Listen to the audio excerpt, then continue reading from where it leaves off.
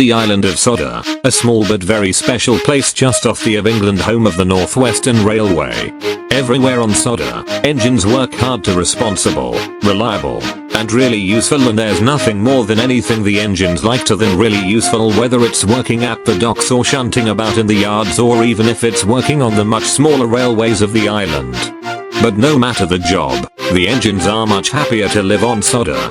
This of course especially goes for 8 very well-known engines of the railway, such as Montague, the Great Western engine formerly known as Duck, the 2 mainline engines Gordon, who pulls the express, and Henry, who takes heavy goods and sometimes passengers, James, the red mixed traffic engine, Toby, the small steam tram, and Percy, the little green saddle tank engine, and even Edward, one of the wisest and kindest old engines on the railway. Of course, no one could ever forget a certain little blue engine with his very own branch line, the North Western Railway's very own number 1. Thomas the Tank Engine. Every day, Thomas runs on his branch line with his 2 faithful coaches, Annie and Clarabel. Thomas is often known to be cheeky when the opportunity presents itself, but despite that, he always does his best to be really useful to Sir Topham Hatt. One day, Thomas was waiting at the station when Bertie the bus rolled up next to him. How about a race, Thomas? Okay, Bertie. Let's race. The first one to the next station wins. Oh no. Not again. Bertie always challenged Thomas to a race, and Annie and Clarabel didn't like going so fast. Soon the guard blew his whistle and jumped into Clarabel. The race was on. Both Thomas and Bertie went as fast as they possibly could, much to the discomfort of the coaches and the passengers. Soon the road separated from the railway. Oh, honestly, Bertie, I wish you would be more careful. Then the road rejoined the railway close to a field where Terence the tractor was busy plowing. Thomas and Bertie raced past him, determined to win the race. Those 2 never change, do they? Then Thomas rushed into the tunnel while Bertie drove past and over the hill. I can do it. I know I can win. Oh hello, Thomas. Good morning, Mrs. Kindly. Thomas chuckled as he approached the station platform. He knew he had won the race and was feeling very pleased with himself. Bertie came into the yard from behind just as Thomas stopped at the station. Ha ha ha. I win again, Bertie. That's 5 in a row this week. Okay, you win, Thomas. I can never get over that hill fast enough. Ha ha. And the winner of this grand race and still number 1 engine in everything he does is none other than Thomas the Tank Engine! Oh. What did I tell you about having a race with Bertie? Not to race at dangerous speeds. That's right, you know how the passengers feel about being bounced around like peas in a frying pan. And that goes for you too, Bertie. Sorry, sir. Oh, it's just as well. The branch line will have to be closed until further notice. What? No. Please, sir. I promise I'll behave. Don't take away my branch line. Now, settle down. Thomas, let me explain. This is for another reason. You see, I've received numerous complaints from the passengers about bumpy travels. So I took a ride on your train, and up to the point before you started your race, I've noticed how bumpy the tracks are getting. It's getting to that again when we have to replace the rails. So I'll have to find another job for you while the line is closed for repairs. Bertie can look after your passengers. Oh. Yes, sir. I understand. Sir Topham Hatt and his family walked over to Bertie and climbed aboard, but Annie and Clarabel were cross with Thomas. Honestly, Thomas, when are you going to learn? You have to be more responsible and less of a cheeky engine. It was one thing when you first had a race with Bertie back then, but this is getting way out of hand. Thomas was relieved that the branch line wasn't closing because of him, but he was still a little disappointed that he wouldn't be able to travel on it until further notice. So with that, Thomas carried on with his work. Meanwhile at the Vickerstown Bridge, Murdoch was waiting for the bridge to go down so he could take his goods train over to the mainland. The signal dropped and he was about to cross the bridge when suddenly he saw a strange looking engine coming over from the other side. Murdoch had never seen anything like it before and was nervous. As the engine rolled past him, he saw something on top of its roof. The engine growled at Murdoch as it passed and carried on down the line. Who was that? At Kildane, Harry and Bert were collecting trucks full of scrap for the scrapyard. Good job, boys. Keep up the good work. Oh no, it's him. Later, Thomas was just coming from his branch line and approaching Elsbridge, but now he was cross with Annie and Clarabelle for telling him off and not telling him about the bumps in the tracks.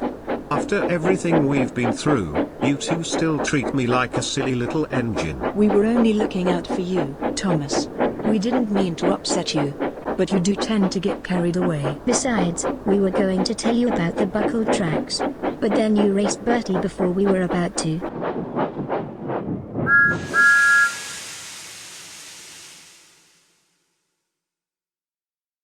Thomas knew they were right and said he was sorry. He arrived at the station and had to wait for Percy with his passengers. A few minutes passed but Percy didn't show up.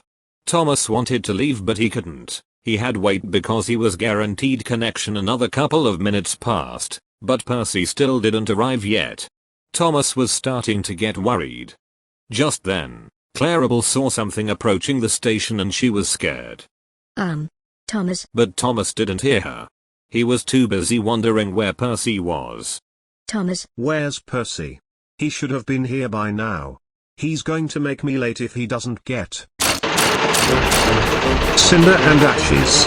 A monster. Thomas shut his eyes in fright and refused to open them until it was safe. He shuddered and shivered as the strange engine passed, leaving the station. It's okay, Thomas. I think he's gone now. What was that thing? It looked like a diesel engine. Thomas could still see the engine rolling down the line laughing at him, and he saw what looked like a giant claw on its roof still chomping and clanging. Just then, Percy arrived with the passengers and feeling tired out. He pulled into the station and stopped next to Thomas.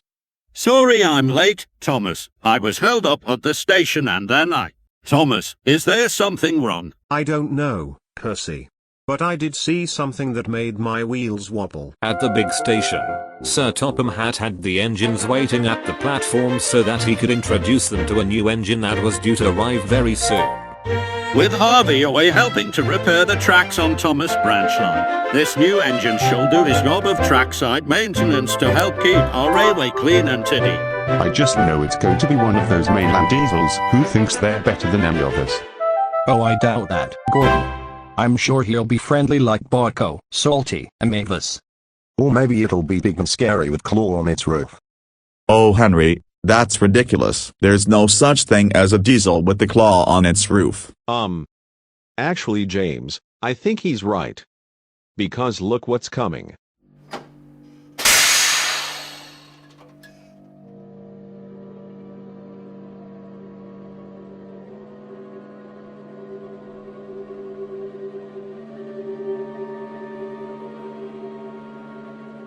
The diesel came to complete stop just outside the station. The engines all stared in shock. The diesel was in fact big and scary and had a claw on top of its roof.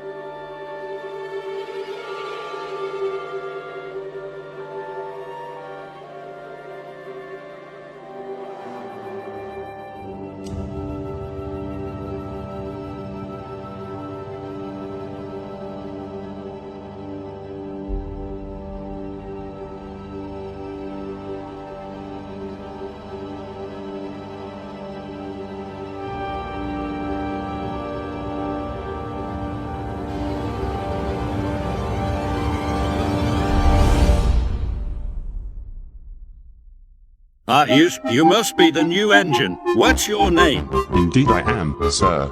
They call me Diesel 10. Diesel 10? What does the 10 mean? It means 10 out of 10. I was the 10th of my class to be built. Oh, you don't say. Well actually, my real name is Bruce. But I like Diesel 10 much better. It sounds more unique. Why you have a claw on top of you? That claw, Henry, happens to be the ideal tool necessary for picking up things close to the tracks, such as tree branches or even derelict parts. I like to call it Pinchy, because it pinches when it grabs. Say hello, Pinchy. The engines were terrified of Diesel 10's claw. It looked strong enough to rip an engine's funnel off. Okay, Dieselton, I think we got the point now then. Why don't you and Pinchy go and clean up the yards near the sheds to get start? Yes, sir. Right away. So Dieselton left the station and got to work at once. But the engines were not very convinced it was such a good idea to bring this strange engine onto their railway. At the yard, Dieselton set to work picking up derelict parts on the side of the track and placing them into trucks. When the trucks were all loaded, he would take them to the smelter's yard where they will be recycled. Edward arrived in the yard to collect some coaches, but he stopped when he saw Dieselton. He had heard from the other engines about Dieselton, but couldn't believe such an engine existed. But after he saw the diesel with its claw, Edward felt nervous. Then, Dieselton saw Edward and growled at him. What are you looking at, Tin Kettle? Oh, nothing. I was just wondering if you needed any help. Pa. I don't need any help from some old puffball. But there is something you could do. Give yourself a scrap. Can't stay to chat though, I've work to do. Come on, Pinchy. So Dieselton rolled away, leaving Edward very uneasy with what just occurred. Later, Percy was taking vans full of vegetables to Sudbury, where the vegetables would be loaded up into lorries and taken to parts of the island with no rails.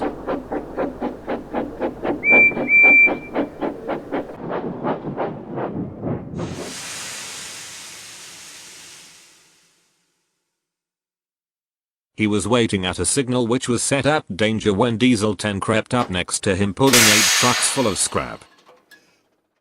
Well, what do we have here? A little green goblin on 4 wheels. Who only pulls so few trucks? Goblin, now you listen here. I'm all ears. I'm more like a green caterpillar with red stripes. Good to know. So long. Then Dieselton left with his train of scrap metal. Percy felt even smaller than he did before. Later, Thomas had just picked up some trucks from Derry that were bound for Lower Tidmouth Station. He was making great time as he came into Crovan's Gate, but he was heading for trouble. He was just leaving the yard when he came to a stop. His track was being blocked by Rennies, who was being blocked off by the Scottish twins, who were blocked off by Dieselton. Apparently he had broken down and was stranded on the crossing. You're that diesel with the claw who gave me a fright earlier. Yeah. And what's it to you, Puffball? Puffball? Now wait just a minute. Just ignore him, Thomas. Besides, that's not even the real problem here. He's right. So move, ye big can opener. Ye be holding us up. I would if I could, Scotty boy. But I can't. Well, someone had better move or we'll all be late. Everyone started arguing with each other about who should move, but to no avail. Eventually, Thomas Guard walked to the signal box and telephoned for help. It wasn't long before Dodge and Splatter arrived and pushed Dieselton out of the way and took him to Diesel Works in Vickerstown. Well, it's about time. Once he was out of the way, everyone got moving again, trying to make up for lost time. I had a feeling I'd find you two here on this railway. Thanks for pushing me out of the way, Splodge. Splodge? Wait, does he know those two? I hate it when he calls us that. Thomas was curious about Dieselton and how Dodge and Splatter know him, but that could wait. Thomas still had a job to do, so he carried on down the line. That night in the shed, the engines couldn't sleep. They were all thinking about Dieselton. That claw on him makes him seem like some sort of super diesel. He's more like a monster. That claw looks like a pair of teeth that could bite into my bowler. And he's a bully. Every time one of us passes him, he snaps his claw at us and calls us names. I don't understand why Sir Topham Hatt would ever bring such a brute to Sodor. He's obviously got it out for us. Most diesels do. Most diesels, Thomas. But engines like Salty, Mavis, Boco, Dennis, Bear, and even Daisy are good and not like the ones on the mainland. Besides, it's best if we not think about it too much. Maybe we should try talking about something else. That should help.